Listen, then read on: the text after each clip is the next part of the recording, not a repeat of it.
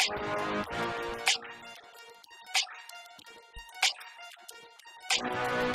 everybody, this is Think Global, where the world is our home. Strangers become friends and friends become family. It's good to be back with you guys again. This is the April edition of Think Global.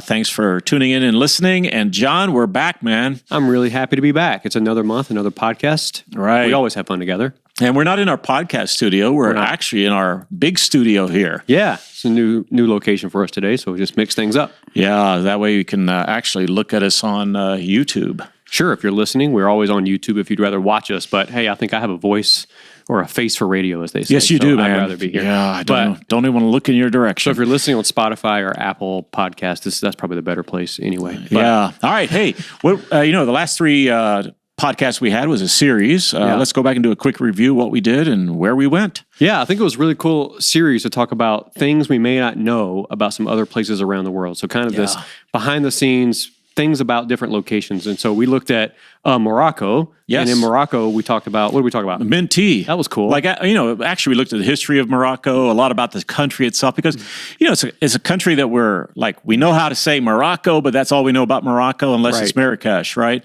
Right. But so much about Morocco that's rich in history and so many things. And mint tea just happens to be one of their little symbols of hospitality. Yeah. And then somewhat next door to Morocco, we talked about Tunisia and their dates and olives, which was really cool.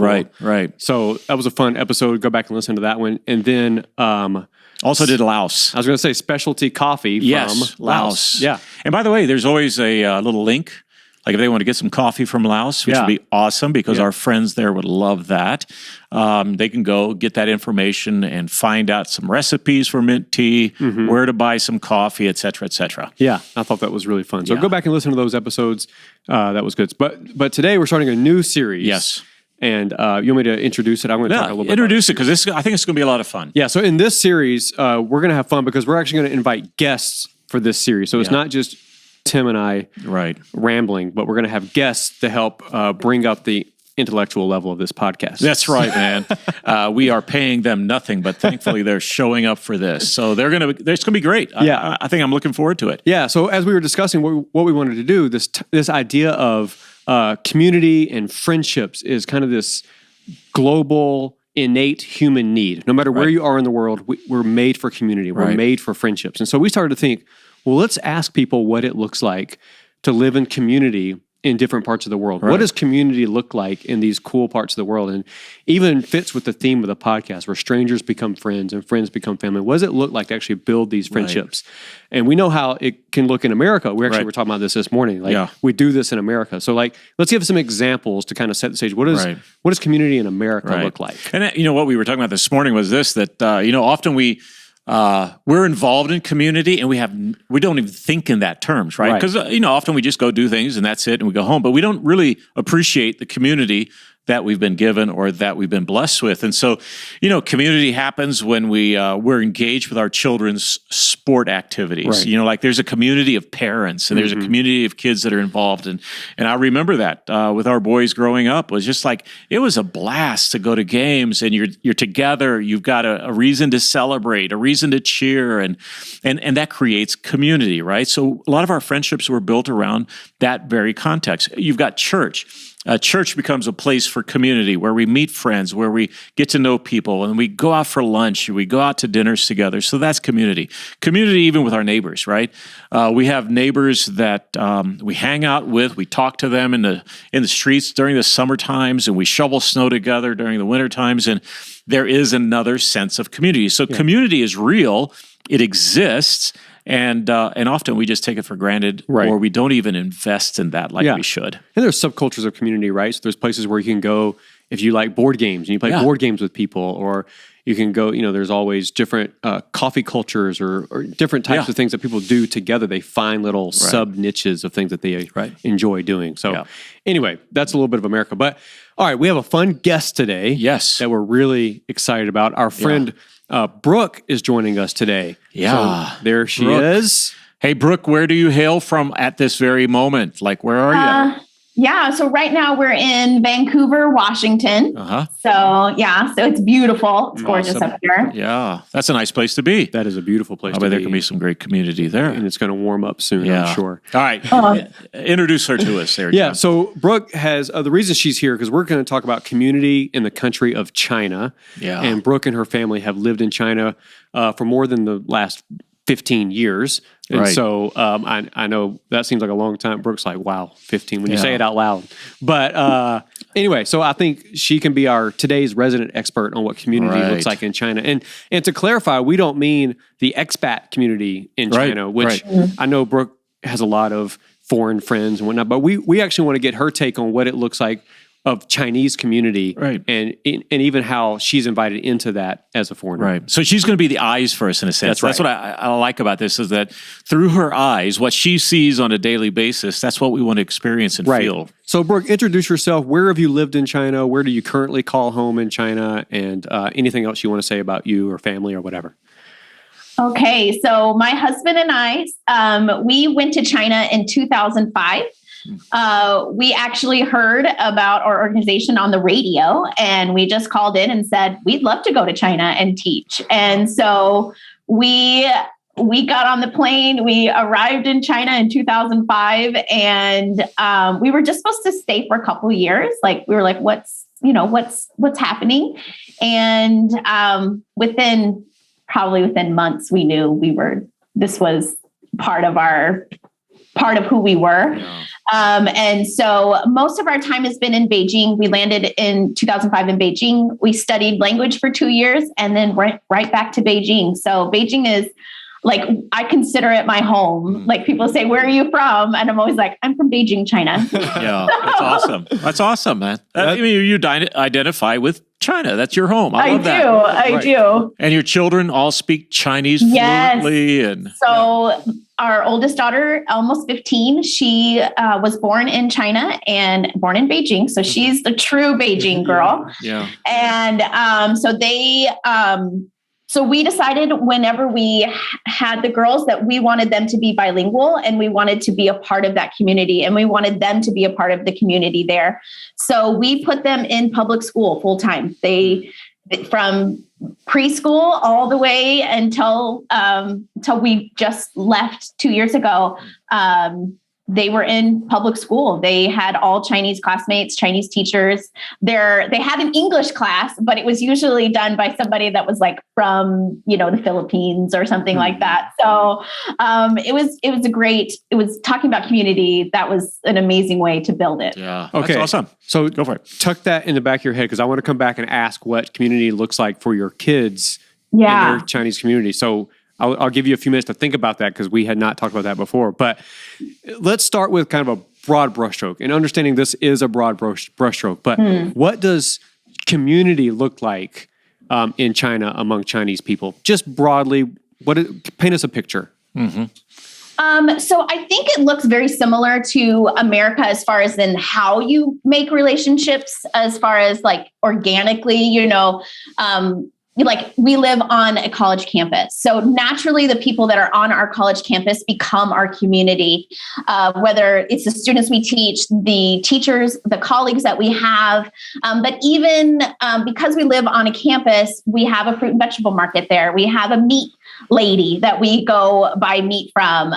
Even, I don't know if you know my husband, he is the lover of all people. And so the guy that sweeps the trash, God knows his name. The guards at the gate, we know their names.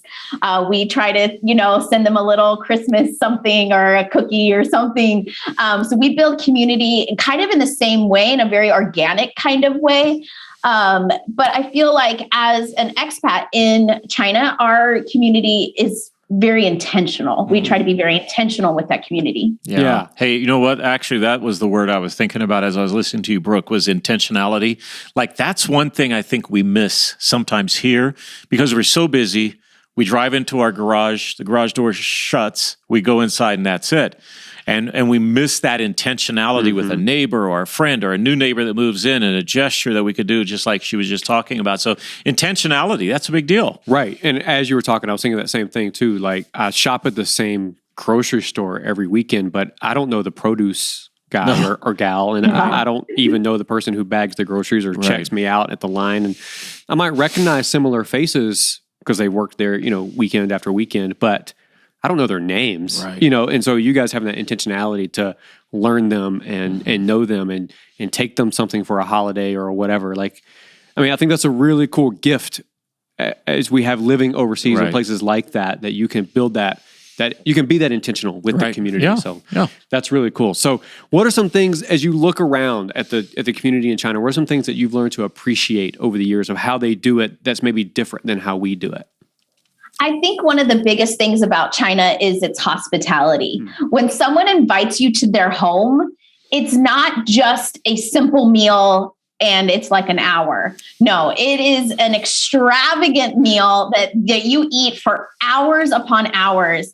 And I think that's something that I have learned from Chinese people is the hospitality. When you invite someone into your home, make them almost uncomfortable with how giving and how, willing you are to accept them. And so that's something I've really learned. And I think that's something that's very unique about China is the hospitality portion of who they are. And that's even if I used to do this dance, in the evenings, in China, the outdoor community is everyone's outside. Nobody's staying in their homes. Everybody is outdoors. So I used to do this dance thing where I learned these ballroom dances. And even in that, the teacher that was there, he was 80 years old. And the teacher that was there, he welcomed me and he had everybody else welcome me.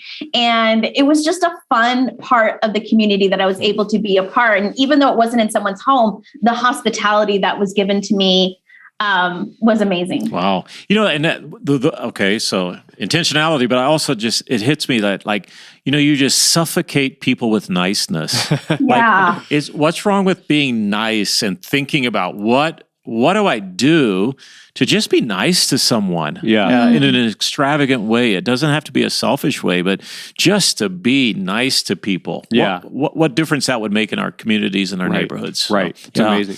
That's awesome. I think, one of those, you talked about the dancing outside. We should probably maybe elaborate on what that means, because that's one of the first things people notice when they go to China for the first time is that about 6 or 7 o'clock at night or whatever time it is, all of a sudden there's groups of people dancing in the square, whatever that square is. Maybe it's on your campus or it's in a local place around town or whatever. But this happens all over cities as they just get together and they dance. Yeah. Why do they do that?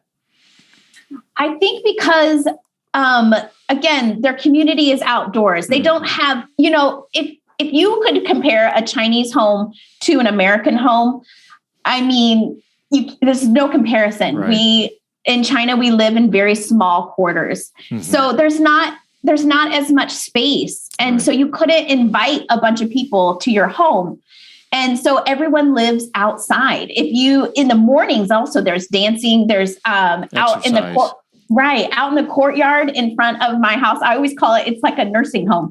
There's just people, they just get wheeled out there and they just sit and everyone just sits together. Some people play cards, some people just talk. And so the community is outdoors and and if you were to go up and talk to them, people are so excited to talk to you. So, right. And just for people just to know in their mind, what this looks like. In a city like Beijing, where you've got over 20 million people living there, and when you think of a home, they don't live in a single dwelling family home. They live in apartment buildings. Yeah. And these apartment buildings are stacked next to each other, one next to another, to next to another. And there's 3,000 people that live in one apartment building. Yeah. And so they need to get outdoors. So their orientation is to leave their apartment and go outside. Yeah. That's really cool. Yeah. So you mentioned when you went to dance in the square, you were kind of welcomed in by him, that teacher introducing you to the group and all. What are some other ways that you have felt welcomed into the community in China? I know you said to wait on the girls going to school, but I think that's our biggest. No, we can go there. That's perfect. Yeah. So when we started school and we started doing public school with the girls, it was a very intimidating because I had my own ideas of what public education was, and it is nothing like that. And so when we got into the school. And now something that's very different is that a child joins a class. So like they start formal school at first grade. We started that first grade class. Well, Sydney started that first grade class and she was in that same class with that same group of students all the way until she finished at sixth grade. Oh, wow. Yeah. And so again, there's that community there. She knows every kid's names. I know all their parents. I know all the kids' names. And so here we have this community now. And so when someone has a birthday, what do? They invite us to the birthday party. Mm-hmm. We have a birthday, or we celebrate. What we used to do is celebrate Halloween. And we would invite probably 10 or 12 kids from Sydney's class, and they would come to our home. And then we would invite because we live in a dormitory with a bunch of graduate students. And we invited them. We're saying, hey, would you help us do trick or treating? And so we would say, if you want to volunteer. And so we'd have 20 dorms, they would volunteer. And so we'd get Sydney's classmates to come, and then they would knock on all the doors and they would say trick or treat, and they would dress up. And then the college students would then give the candy, and they, it was just such a wonderful, fun experience that we could have with Chinese and kind of be a little bit of us too. Yeah. That's awesome. That's really cool. Think about the school. Like, imagine in America, if you went from grade to grade with the exact same, let's say 20 people, it can be whatever, 15 or 30, whatever, but 20 people, 40 people. You go from grade to grade with those exact same people. Because I remember, grade school, it's like, oh, my friend so-and-so, he's in my class this year or this semester or this whatever. Like, it was a surprise to have your friend in your class, but you have the exact same people going with you. Those relationships are only going to go deeper year after year. And then Brooke, you guys knowing their families, you just go deeper and deeper in those friendships as well. That's a really cool system. I mean, I'm sure everything has pros and cons, but the pros of that are pretty amazing because you get to have these deep friendships. When you're talking about community, I mean, that's a way that China does community so well, is that when you're classmates with someone, they're your people and you take care of them, and so it's just really, really a fascinating way to do it. Right. Yeah. That's really cool. So I know you guys are working to get back to China. That's obviously your home, as you mentioned, and you guys left because of the pandemic, and everybody knows some things about that. But what are some things, as you think about China, what are you looking forward to getting back to as it relates to community? What are some of those things that you long to be back to, that you miss? That you miss. Yeah. Yeah. I would say for me, I miss... like I said, like, those are your people. I miss being a part of a group where these are my people. I know that they care for me in such ways that I don't even have to ask them for something. They see a need in my life and they immediately meet it. And these are not believers. These are just people who love. And they love well. And so I miss being a part of a community that sees me wholly and completely. And I don't have to ask for something. They look for that. I also miss being a part of a community where I have people that I care for. If I see that they have a need, I try to say, oh, let's solve that, or let's do something with that. I also miss the part of community where, Scott, so Chinese are not plan ahead. They don't plan ahead very well. And so we would set parts of our calendar where we would say, okay, this weekend, we're not going to make any plans because we know that someone will call us and we want to be available to them. Wow. Smart. And we don't know who's going to call. Sometimes everybody will call on that weekend, but we will say, because when you're in a foreign community, everyone plans ahead, like a month ahead. You got all your weekends full. And so we would say, okay, this weekend is for Chinese friends, but we can't ask them to plan it a month ahead. They can't do that. Right. And so we would say this weekend is for Chinese friends. And we know that when we go out with them, it's all day. Yeah. It's not just an hour. It's not just a minor meal, but it is an all day adventure. And when you spend all day with somebody, you're close, right? Like you get to see a lot more than just, oh, here's our special meal. Here's an hour. You could, but you get to see everything. And so I think just that closeness that I feel with my Chinese friends and that community of people that know me, that I know really well. And it's almost like we're just looking to ways to bless each other, to love each other better. And you would never directly say, oh, I love you, or you're my friend, or you're special to me. You would never say that. You only show it through your actions. Wow. And cool. I kind of like that, and I love the spontaneity of that, right? Like sometimes our lives are so orchestrated, we lose out on that which is spontaneous,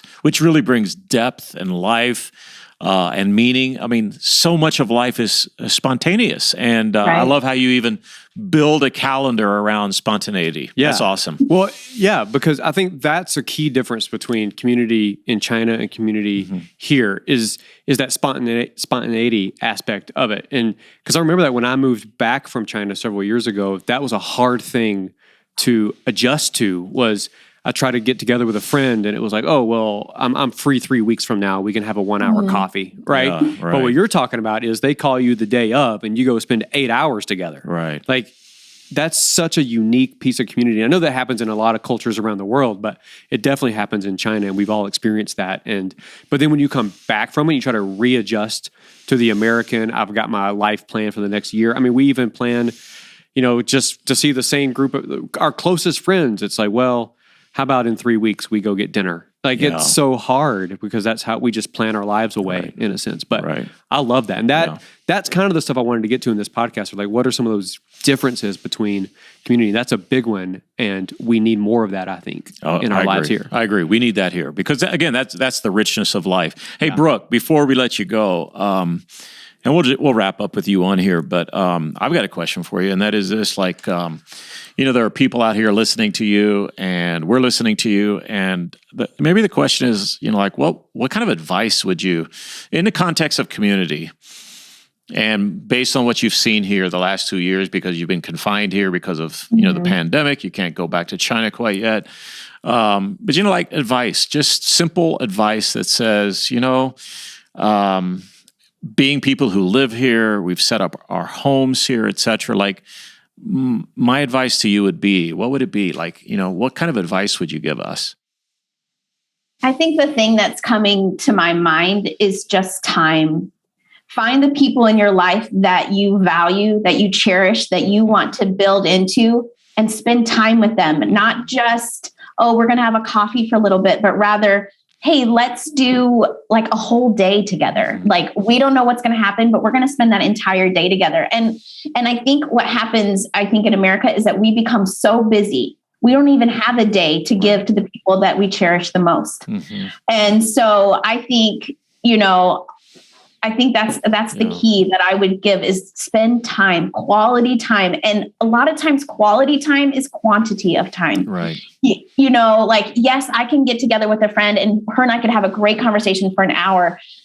But if she's not a part of my life day in and day out, sometimes we're not connected in a way that we should. And so there's a connection with quantity of time that I think we're just missing sometimes. Yeah, that's good advice. We live in a busy culture. Can you imagine? Tim, I look forward to spending all day Saturday with you. That's going to kill me.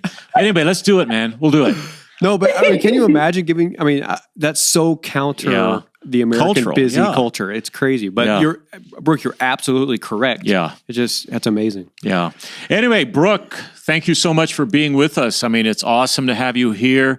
You are a dear friend of ours, and we do appreciate you so much. And John, I don't know, anything else you want to wrap up with before we're finished? No, you know what I like to ask guests on podcasts, because I've learned this is a good thing to ask. Okay. Brooke, is there anything that you were hoping to share with us that you didn't get to share? Oh, I like that. And I wish there was. It's okay. I just opened the door in case, you were like, oh, I was really hoping to tell this one thing. I just like to open the door. If there's not, it's great. Oh, that's perfect. I wish there was. Okay, I'm sorry. Perfect. You know what? What I would say is if people aren't looking at this podcast, they need to, because her smile is winsome and you need to see that. So anyway. Thanks. All right, man. This is the April podcast of Think Global, and we'll be back again in May. Hard to believe we're talking about May already. But we'll be back in May again with another podcast from community in another country around the world, and another guest from around the world. Are we going to maybe go to the Middle East or something like that? Because they also have a very unique culture. We're going to try. We're going to try to go to the Middle East after this. All right. So anyway, this today, our special guest was Brooke, and thank you for being with us. This is Think Global, where the world is our home, and strangers become friends, and friends become family. Thanks for being with us. John, until next time, we're going to sign out. See you later.